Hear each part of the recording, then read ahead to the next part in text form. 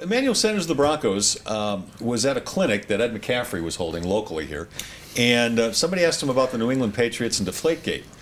Let me read you his quote, okay? Emmanuel Sanders said, yeah, I'm kind of mad. I don't think that they, New England, should be the Super Bowl champion this year. You aren't supposed to cheat, especially when you've got guys who are working their butts off 365 days out of the year and one person cheats. Whether it helps them win the Super Bowl or not, they still cheated and shouldn't be a champion. Should the New England Patriots be a champion? And what can we do about it? The New England Patriots are the champion. Yeah. Emmanuel, you shouldn't lose at home to the Indianapolis Colts. Worry about that. And he's given this, I want to say he's given his honest opinion, but I think, I've written a lot of bad columns in my life. And everybody here can attest to that. And sometimes you start off with a bad idea and it gets out of hand. And I think Emmanuel wanted to tell those kids, cheaters never win. But sometimes cheaters do win, kids. That's right. And the Patriots did. And nobody's taken their Super Bowl trophy away. So Emmanuel, maybe his heart was in the right place, but I think his mouth went a little too fast.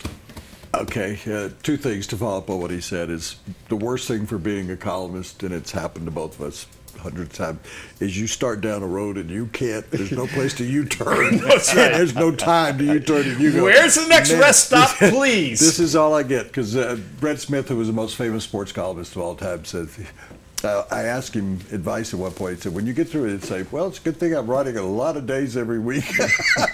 Maybe I can make up for it tomorrow. In regard to what you said,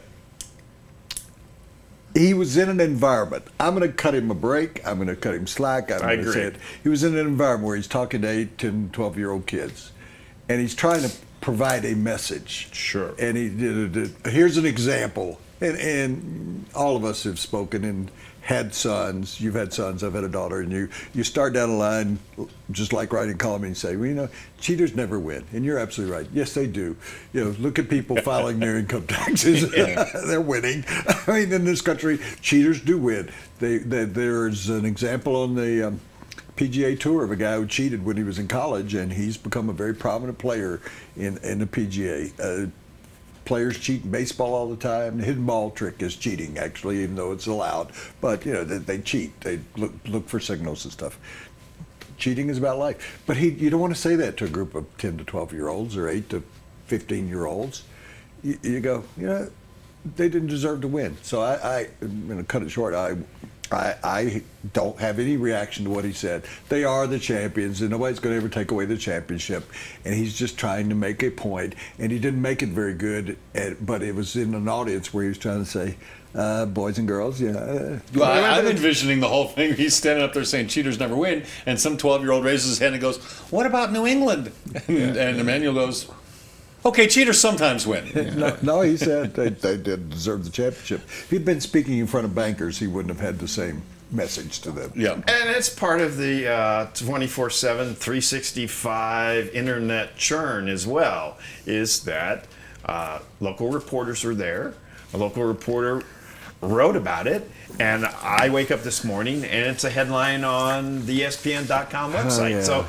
So Emmanuel Sanders isn't afraid to speak his mind, but I'm pretty sure he didn't think that Tom Brady would be reading it today. They do play this year. Does it matter? Well, yeah. They do play. It's not going to matter. Here, November 29th, I think it is. I spoke at a Tennessee Boosters banquet last year, and I'm in a room full of a bunch of guys who've been drinking all day, and they asked me about a coach at another school that's in Alabama.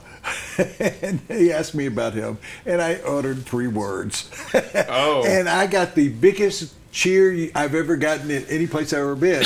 And as soon as I said it, I went, oh man, this is going to be all over the world. It's going to be all over the internet world. And you, again, you're absolutely right that he thinks he's talking to a bunch of kids, and somebody's standing back there or somebody's taping the conversation. He didn't say anything that was that outrageous. He just said, in his opinion, they didn't deserve the championship. We'll go out and do something about it this year. But is it going to carry on? Oh, Brady's goes, you're the guy. Well, they're not even on the field at the same time.